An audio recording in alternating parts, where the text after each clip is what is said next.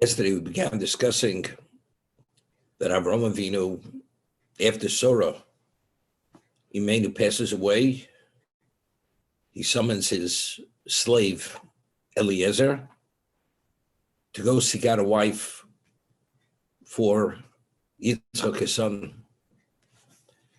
And the Torah tells us when he summons him, V'yomer Avram el Zakan Beiso. This Posuk Beis, Chavdal Posuk Beis. Avram says to his slave, Zakan Beiso, the elder of his household, HaMoshe B'chol Ashalo. He literally dominates and controls all that he has, I mean, all his financial assets. Simno Yotcha Tachsirecho. He put your hand under my thigh. So we discussed this yesterday. To take an oath, Vashbiacho B'Hashem Elokei Hashamayim Elokei Oretz. And I want to adjure you with the name of Hashem, who's the God of heaven and the God of earth. Ashelo Sikach Ishel Avni Mimos HaKanani Shanochi Yoshev B'Kirbo. That you should not take a wife for my son from the daughters of Canaan, which I dwell in their midst. So evidently, we're talking about Eliezer, as we discussed earlier, is Damesek Eliezer. All the Torah that Avram had studied, he had taught to Eliezer. Eliezer was mentored by Avram. Dodo Mashkvi Torah Sharabo. He drew from the well springs of the Torah of his teacher, and this is what he disseminated to the world, and this was his background in terms of how deeply rooted was his belief in Hashem. This is Eliezer. And seemingly a person of that dimension of holiness and an understanding of spirituality. And he's the one when Avram Avinu went to battle against the four kings, according to one opinion, he only took Eliezer to battle with him, no one else. And seemingly, you only adjure a person, and we'll see in a moment, he had asked him to take an oath, not only to swear by Elokei Hashemayim, but Elokei Oretz, meaning that if you should violate this oath, he's forfeiting not only his physical life, he's even forfeiting his share in the world to come. I mean, seemingly, there's a certain degree of distrust here that he has to bind him with such a serious oath, which has such far-reaching ramifications, that nothing less than this wouldn't be suffice. You should go to my land and my birthplace. And from there you will take a wife for my son Yitzchak. So if you take a look in Rashi,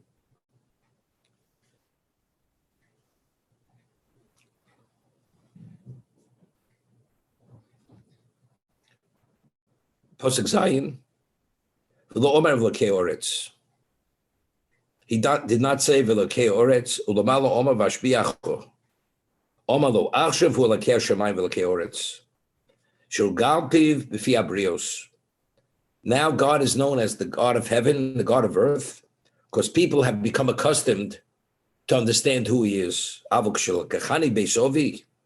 But when I was taken from the household of my father, before he came to Canaan, before he began espousing monotheism in Canaan, he was only known as the God of heaven, not the God of earth.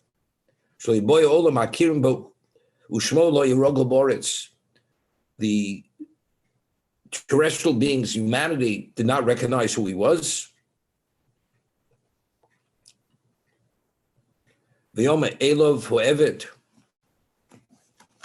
The slave said to him, it doesn't say V'yomei Elov Eliezer.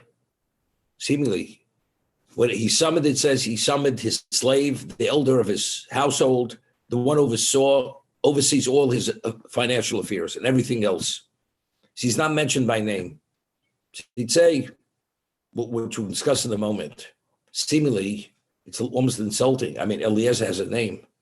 He should say he summoned Eliezer.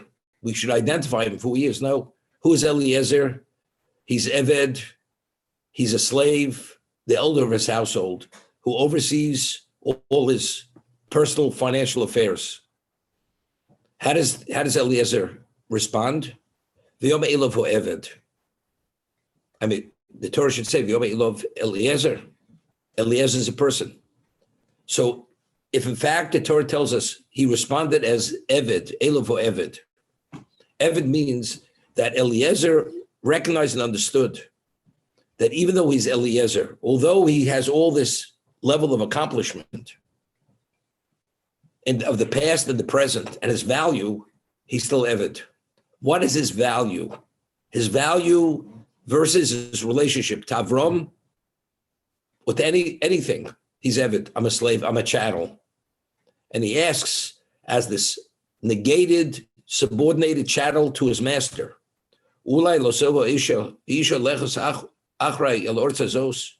maybe even if I locate that woman is not going to be agreeable to come follow me to that land. If she's not willing to come here, should I negotiate her hand that your son should go there to marry there and live there? Definitely not.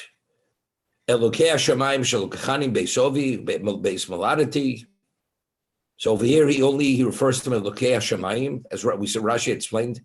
Asher diber li asher nishbali lema lezarcha etin soros hazos. To your progeny, I will give this land. Hu yishlach malocha lefonecho lokachti isha levni mishom.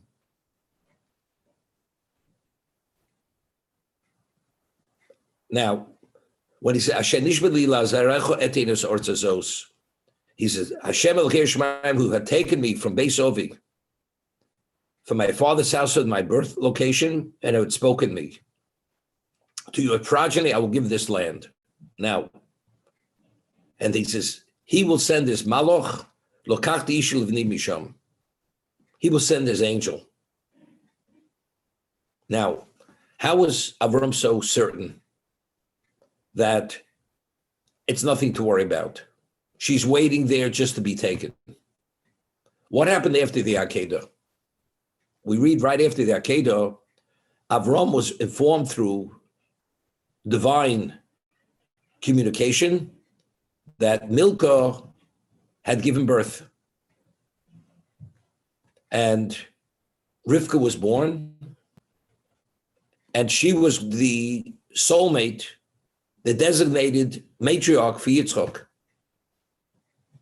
And that's what the Torah tells us at the very end of Vayero.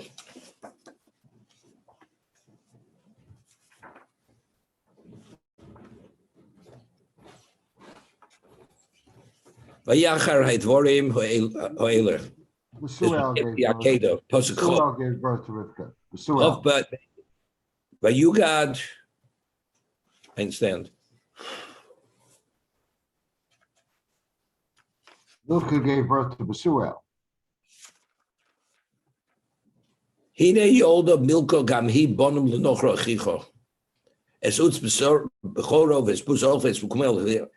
The whole thing. Ubesuel yola des Rivka. Pasuk Chav Gimel. It was informed to him that Besuel gave birth to Rivka. Okay, this is what she was born. 3 years later, Eliezer took her and negotiated hand to become the wife of Yitzchak. Okay, so why is this important for us to know? Besuel Yolad is Rivka, because he knows that his designated wife is waiting for him. So when Eliezer said to him, maybe the woman will not want to come back, should I bring your son there? He says, the Malach will lead you and guide you. You will come back with the wife. How did he know? It was just emunah bitochen. He was hoping for the best. No, because he knew factually, because he had this divine communication right after the Akedah, that Rivka was born, and now 3 years later, she's ready to be taken as a wife. That's why he was so assured. Now, we'd asked the question, Hashem had said to Avram, leave your homeland, your birthplace, your family, and go to the land I will show you, and there you will have children. And then when he comes to Canaan, he has a communication after Lot separates from him. To your children, I will give this land.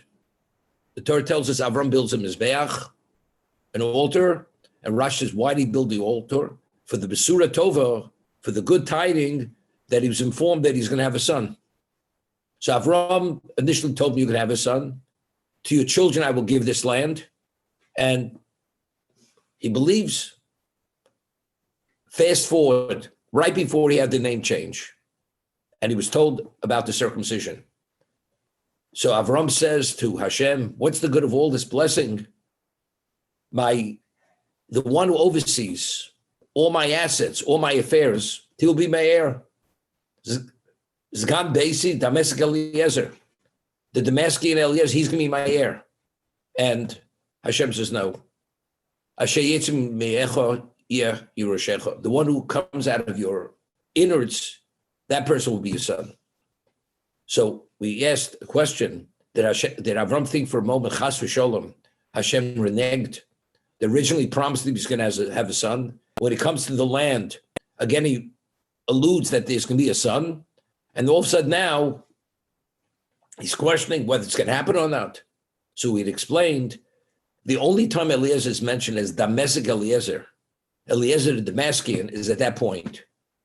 He says, Damascus Eliezer, your ratio C, he will inherit me.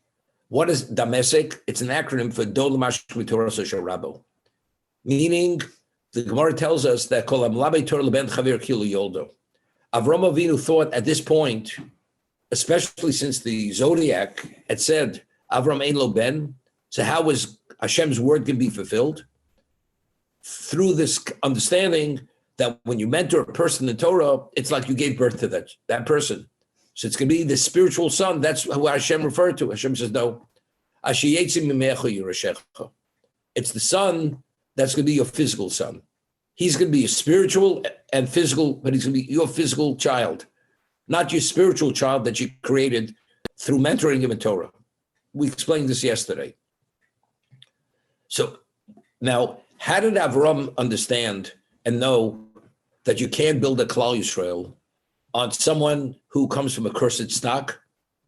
When God said to him, it's going to be your physical son, and it's not Eliezer. Eliezer is from a cursed stock. So if it would be within the context of Kol Hamalamed Torah Leben Chaver Kilu Yoldo, that means Klal Yisrael will be built on who? On Eliezer. Hashem says, no, it's you. It's not him. It cannot be a cursed stock. It has to be a blessed stock because you descend from Shem.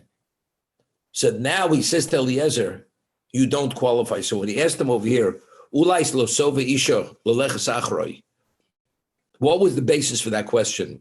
As we mentioned yesterday, the Midrash, he has a daughter who's a tzadekis, devout, seemingly qualified to be a matriarch. So he's asking Eliezer, he's asking Avram, why are you sending me off to this far off land? My daughter is qualified. My daughter is qualified. Avram understood. It's not only that the patriarch has to be from blessed stock, even the matriarch has to be blessed stock. Because when he was informed that it's going to be Milcah ultimately is give birth to Besuel, and Besuel give birth to Rivka, he understood the only way he could have a Klaus is only from Rivka. Because otherwise, what do you need Rivka? You have the daughter of Eliezer. So not only does the patriarch have to come from blessed stock, even the matriarch has to come from blessed stock. That's how we knew. So just as he knew it was going to happen, and the wife is waiting there to come back, and there's nothing to worry about. So he said to Eliezer, the only reason why you're asking that question is because you yourself have that daughter. So the ulai, without the vowels, could be read Eli. So over here, at this point, ulai is written in its full spelling. When is Eli, ulai written as Eli? Later when he negotiates the hand of Rivka with Besuel, he says to them, I have a daughter. I have my own daughter, but my daughter doesn't qualify. Only your daughter qualifies. See, so at this point, it's not important for us to know that he had the daughter. But later when he's negotiating for the hand of Rivka, he says, look, it's not my master's son needs a wife. It's much more than that. I have a daughter. She qualifies to be a wife because he's a tzaddik, she's a tzaddikus. But this is much more than a wife. This is building a Jewish people, and for that you need a blessed stock. Therefore, there, when he tells over the narrative and he tells over the back and forth between Avram and himself, he says, Eli. Eli is chos, it's written deleted. Ulai is Eli. Because he says it's not, we're looking for a wife. We have a wife. We have a qualified wife as a wife, but not as a matriarch of the Jewish people. Okay, but because he understood this with certainty, because otherwise, why was he informed that it's going to be Rivka? Evidently, Eliezer's daughter definitely doesn't qualify. That's how we knew. Okay, but again, over here, it says the Eved spoke. I mean, a person who has this level of credential and expertise, and he knows his way around everything. As I said, he witnessed miracles. He radiates holiness. And he's a person of tremendous accomplishment. When he responds to his master, you'll see Eliezer is never mentioned by name. Eliezer understood who Avram Avinu, being his master, that he has no relevance. He's not almost worthy to stand in Avram's presence. That's how we revered and esteemed Avram Avinu. So versus Avram, he was Eved. And even when he introduces himself later to Besuel, how does he introduce himself? Eved Avram Anochi. I am Eved Avram. That's who I am. What do you mean, Avram? You tell them who you are. It's you, and you happen to be the slave of Avram. Doesn't mention who he is. Who am I? Eved Avram Anochi. I'm the Eved Avram. And continuously, when it says he prays that Hashem should answer him, who does he pray in whose merit? You should do chesed im Adoni Avram. What about me? What about you pray that you also have you're part of the equation? The only way this is going to succeed, it's only in the schus of Avram. And only to do the chesed with Avram. You know, a person sent on a mission, you want to succeed because you want to come back with a success. Eliezer is praying, has nothing to do with his success. He is nothing. Even if he fails, the reflection on him is irrelevant. You should do chesed with Adoni Avram. So from there, I just want to mention what we discussed yesterday. The Torah is so careful not to use an extra letter. And here this narrative is mentioned and repeated a number of times. And I said, the Medrash says, Rabbi Akiva says, how much ink has been spilt on the story? How many quills have been broken on writing the story, recording the story? And why is it repeated continuously? From here we learn that Hashem values greater the sicha, the ordinary talk of the Avdi Avos, the slaves of the Avos, than the Torah of the children, which he gave to the children. For halacha, writing one vav is enough to allude to halacha. But to be able to appreciate the sicha of the Avdi Avos, it's written, it's fully fleshed out. Why? Now, you know, there's a concept known as Kal V'chomer. Who is a Jew supposed to be? You're an Eved Hashem. That's who we're supposed to be. We were created for one thing. L'chvodi barosiv. That's why Hashem created us. To meet challenges and live our lives for his glory. That's why he created us.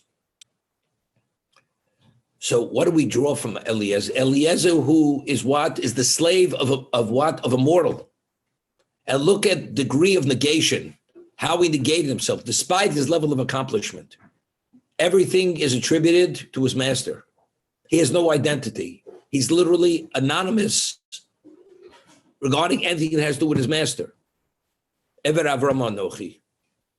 He's referred to as Eved, and when he says he responds to his master, Vayomer Eved, the Eved said to his master, Eliezer, the answer, the sense of my value versus my master, I have no value. We say every morning, right after Birchas Kriya Shema, versus Hashem, ma'onu mechayenu, ma chazdenu, ma yushuaseinu, ma kochenu, ma nomu lefanecha. What is our power? What's our accomplishment? In regard to comparing ourselves to Hashem, what are we? You could be brilliant. You could have the wisdom of Shlomo Melech.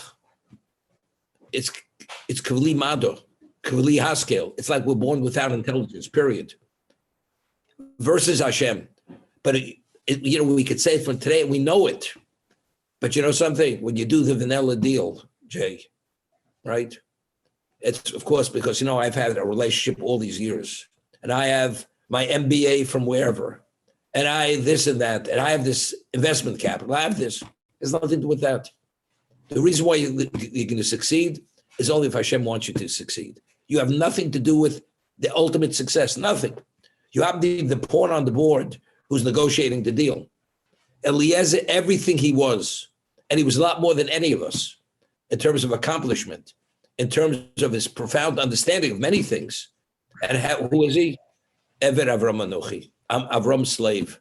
My accomplishments versus my master means nothing. So if a mortal could negate himself to a mortal at such a level as a servant, so we versus Hashem, to what degree should we negate ourselves? Where Hashem's the creator. So therefore, that's the takeaway. This is the model of how we have to relate to Hashem. If the Sichos, the Avdi Avos, looked the way they were negated to their masters, so to what degree should we be negated to Hashem? That's why the Torah writes this story at length and repeats it, that there's no detail of the story which is not clearly understood. For us to have this as the model of how we have to relate and draw and internalize this reality.